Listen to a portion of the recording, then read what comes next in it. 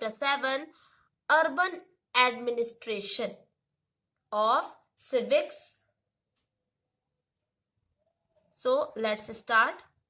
A city is much bigger than a village and more spread out. A city has crowded markets, many buses and cars, waters and electricity facilities, traffic control and hospitals. Have you ever wondered who is responsible for running all this? Do you know how decisions are made, how the planning is done? Who are the people who do all the work? Read this chapter and find some answers. Urban administration का means होता है शहरी, urban का means होता है शहरी या नगरीय, ठीक है। एडमिनिस्ट्रेशन मीन्स होता है प्रशासन, है ना। तो एक विलेज के मुकाबले शहर या सिटी, ठीक है, ज्यादा बड़ी और ज्यादा फैली हुई होती है ना। शहर की गलियां ज्यादा चौड़ी होती है, यहाँ के बाजारों में ज्यादा भीड़ भाड़ भी होती है, क्राउडेड मीन्स भीड़ भाड़, है ना। वाटर और इलेक्ट्रिसिटी की सुविधाएं होती हैं, हॉस्पिटल्स होते हैं, यहाँ बहुत ज्यादा व्हीकल्स होते हैं और ट्रांसपोर्ट्स को कंट्रोल करना पड़ता है ना। क्या आपने कभी सोचा है कि ये सब इतने सुचारू रूप से कैसे चलता है? कौन सा डिपार्टमेंट इन सब के लिए रिस्पॉन्सिबल होता है? कैसे डिसीजंस लिए जाते हैं, कैसे प्लान्स बनाए जाते हैं, है ना। कौन लोग हैं जो ये सारा काम करते हैं? तो चलिए इस लेसन में हम ये फाइंड करने की कोशिश करते हैं, ठीक है। तो यहां देखें, One lazy Sunday afternoon, Mala and her friend Shankar, Jahangir and Rehana were playing a game of cricket in the street. Shankar had bowled a good over and although he nearby managed to get Rehana out. She was still batting. Frustrated, he bowled a short ball and hoped she would hit it for an easy catch. Instead, Rehana hit the ball so hard and so high that the street light broke. Rehana screamed, "Oh no, look what I have done." Shankar said, "Yes, we forgot to make a rule that if you break the street light, you are automatically out." Okay? तो यहाँ पर Sunday की एक lazy means अलसाई हुई, है ना, अलसाई हुई दोपहर थी जब माला और उसके फ्रेंड शंकर, जहांगीर और रेहाना गली में क्रिकेट खेल रहे थे। शंकर ने बड़ा अच्छा ओवर फेंका था और रेहाना आउट होते होते बची थी, ठीक है। यहाँ आप देख सकते हैं ये लोग प्ले कर रहे हैं, ठीक है। तो आउट होते होते रेहाना बची थी। रेहाना के आउट ना होने से शंकर हताश हो रहा था, ठीक है। इसलिए उसने इस होप से कि वह कैच आउट हो जाएगी एक शॉर्ट बॉल फेंक दी। हुआ उल्टा ही। रेहाना ने इतनी तेजी से बैट घुमाया कि गेंद ऊपर गई और रोड की जो ट्यूब लाइट थी वो टूट गई। रेहाना चिल्लाई, "अरे ये मैंने क्या कर दिया?" तो शंकर तुरंत बोलता है, "अरे हम ये रूल बनाना भूल गए थे कि अगर तुम्हारी गेंद से रोड की ट्यूब लाइट टूट जाएगी तो तुम आउट मानी जाओगी." ओके, स्ट्रीट मीन्स होता है गली, है ना। तो तुम आउट मानी जाओगी। तो तीनों ने ही तब शंकर को विकेट की चिंता छोड़ने के लिए कहा, क्योंकि जो हुआ वे उस बारे में ज्यादा वरीड और परेशान हो रहे थे, चिंतित हो रहे थे, है ना। पिछले हफ्ते उनसे निर्मला आंटी की विंडो टूट गई थी, जिसको बदलने के लिए अपनी पॉकेट मनी में से पैसे देने पड़े थे। तो अब दोबारा पॉकेट मनी में से पैसे देने पड़ेंगे और ये पैसे देंगे किसको? स्ट्रीट की ट्यूबलाइट बदलता कौन है? अब ये क्वेश्चन आ गया। तो माला का घर सबसे पास था। चारों भाग कर माला के घर गए और उसकी माँ को सब कुछ बता दिया।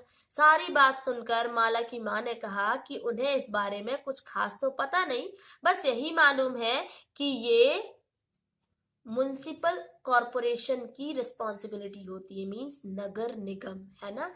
उन्होंने बताया कि यास्मीन खाला से पूछना चाहिए, वो हाल ही में म्युनिसिपल कॉरपोरेशन से रिटायर हुई हैं, तो जाओ उनसे पूछ लो। और माला तुम जल्दी घर वापस आना।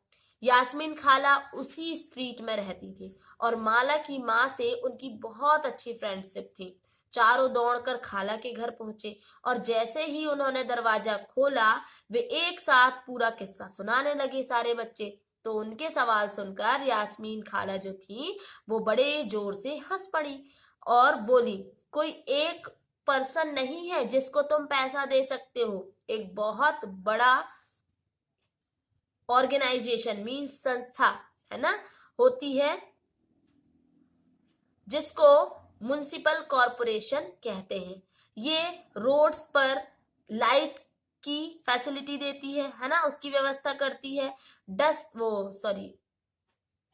गार्बेज कलेक्शन का काम करती है ना, वाटर सप्लाई करती है और स्ट्रीट और मार्केट को क्लीन रखने की का भी काम करती है। ठीक है, तो माला बोली, हाँ हाँ, मैंने म्युनिसिपल कॉरपोरेशन के बारे में सुना है। मैंने सिटी में बोर्ड भी देखे हैं जो म्युनिसिपल कॉरपोरेशन द्वारा लोगों को मलेरिया के बारे में बताने के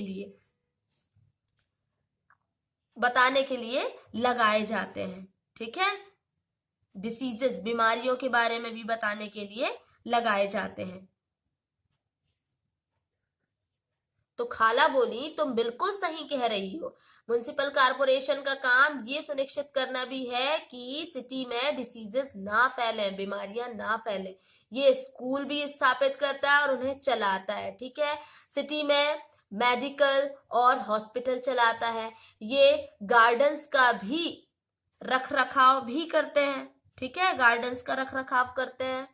और उन्होंने आगे और जोड़कर बताया कि हमारा जो पुणे शहर है बहुत ही बिग सिटी है ये, है ना, Pune city very big city है और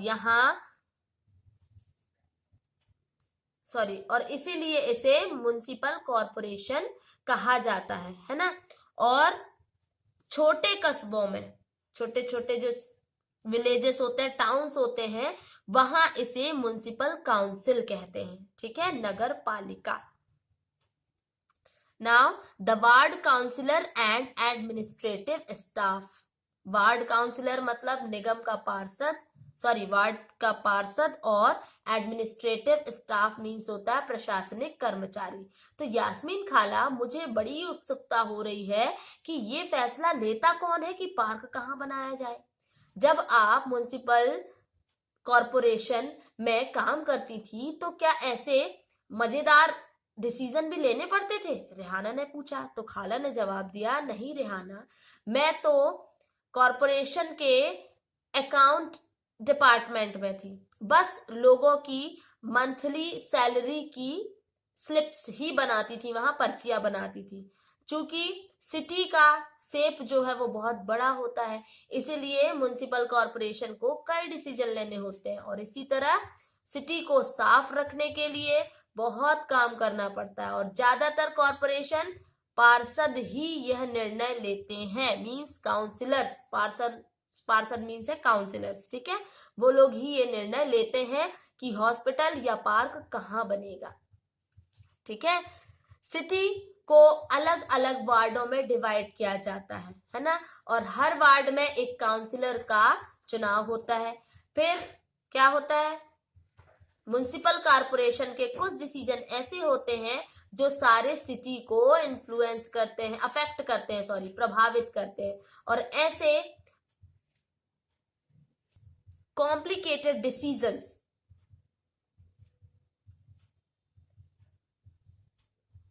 काउंसलर्स के ग्रुप द्वारा लिए जाते हैं और कुछ काउंसलर मिलकर कमिटीज बनाते हैं, मींस समितियां, है ना, वो बनाते हैं।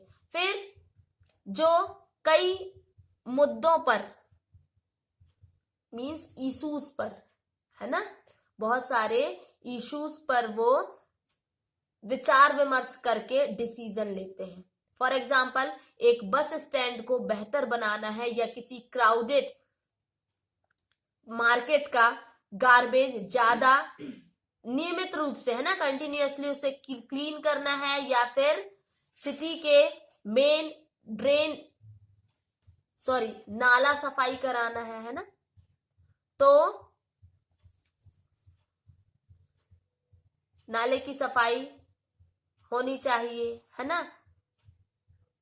सॉरी या फिर नाले की सफाई होनी है तो काउंसलर्स की कमिटी ही वाटर गार्बेज जमा करने और स्ट्रीट्स या रोड्स पर ट्यूबलाइट्स है ना आदि की व्यवस्था करते हैं या लाइटिंग की व्यवस्था करते हैं। ठीक है, तो यहाँ कुछ ब्लैंक्स दिए हुए हैं, ये आप फिल करेंगे। Okay, now how does the municipal corporation get its money?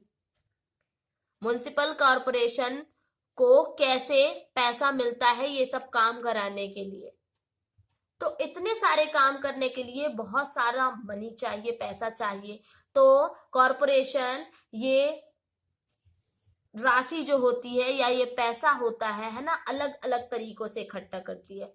इन पैसों का बड़ा भाग लोगों द्वारा दिए गए टैक्स से आता है ना।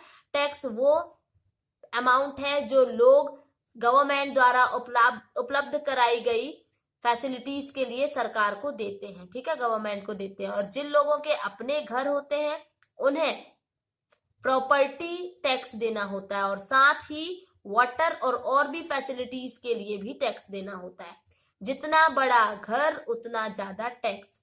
तो कॉर्पोरेशन के पास जितना पैसा आता है उसमें प्रॉपर्टी टैक्स से 25 to 30% पैसा ही आता है ना। एजुकेशन पर भी टैक्स लगता है। अगर आप किसी शॉप या होटल के ओनर हैं या मालिक हैं तो उस पर भी आपको टैक्स देना पड़ता है। नेक्स्ट टाइम जब आप सिनेमा देखने जाइएगा तो टिकट पर ध्यान से देखिएगा, हमें एंटरटेनमेंट के लिए भी टैक्स देना पड़ता है। तो इस तरह रिच पर्सन जो होते हैं वो प्रॉपर्टी टैक्स देते हैं, है ना। वहीं पॉपुलेशन का एक बड़ा हिस्सा सामान्य तरह के क्या देता है, टैक्स देता है। ओके, तो जब एक वार्ड के अंदर की प्रॉब्लम्स होती है तो वार्ड के लोग काउंसिलर से कांटेक्ट करते हैं। फॉर एग्जांपल, अगर बिजली के खतरनाक तार लटक कर नीचे आ जाएं तो वहां के काउंसिलर इलेक्ट्रिसिटी डिपार्टमेंट के ऑफिसर से बात करने में मदद कर सकते हैं। जहां काउंसलर्स की कमेटी और काउंसलर विभिन्न है ना मुद्दों पर निर्णय लेने का काम करते हैं, डिसीजन लेने का काम करते हैं, वहीं उन्हें लागू करने का काम कमिश्नर और एडमिनिस्ट्रेटिव स्टाफ करते हैं। ओके, तो कमिश्नर और एडमिनिस्ट्रेटिव स्टाफ को अपॉइंट किया जाता है। ठीक है, और काउंसलर्स जो है वो इलेक्ट किए जाते हैं, मतलब जनता के द्वारा चुने जाते हैं। ठीक है, तो नगर निगम में ये डिसीजन कैसे जाते हैं, रेहाना ने पूछा। तो वह कभी सोचना बंद ही नहीं करती है ना। तो अब इसके आगे का हम कल पढ़ेंगे। ओके।